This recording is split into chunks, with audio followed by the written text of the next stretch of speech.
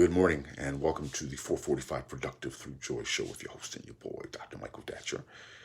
The show airs each weekday morning, hella early AF at 4:45 a.m. here on YouTube's Michael Datcher channel, then at 4:45 p.m. on Facebook Live. Today, guys, we're talking about obsession, which can be pretty dangerous, and at the same time, depending upon the context, can be really helpful. So we'll tap into all those things as we talk about how to enhance one's productivity using joy in the context of obsession.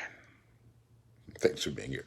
If you're new, you can go to productivethroughjoy.com, see about us. We speak to groups, schools, and organizations about being productive through joy. We have a really great series of workshops and webinars, of course, primarily online now, but holla and we'll holla back.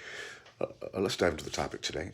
This is your host. But let me say a few words about myself first. This is your host and your boy, Dr. Michael Datcher, author of the New York Times bestseller Raising Fences, author of the acclaimed historical novel Americas, author of the Pulitzer Prize-nominated animated Black and Brown Liberation. I'm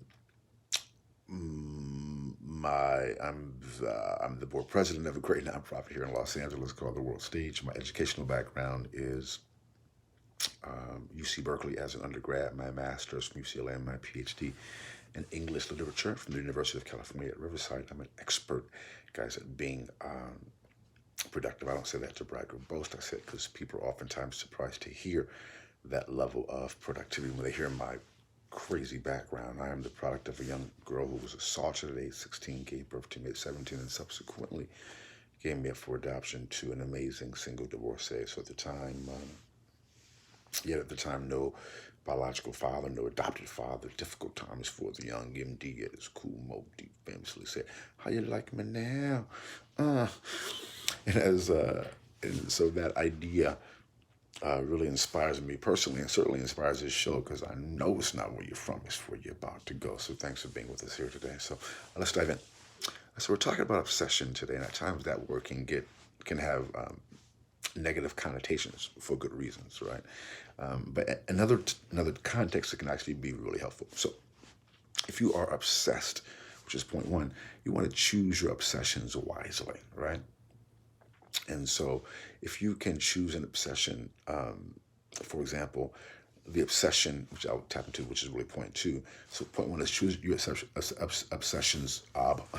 choose your obsessions wisely. And point two is you want to think about choosing an obsession that deals with your self-evolution, your self-evolvement, right? Which is point two. You want to choose an obsession that involves you daily focusing on your evolution, focusing on your growth, right? What that does, it allows you to, in a day-to-day way, in a daily way, focus on becoming the best version of you. Now, I'm not just talking about kind of like reading self-help books, and all of those can be really, really effective.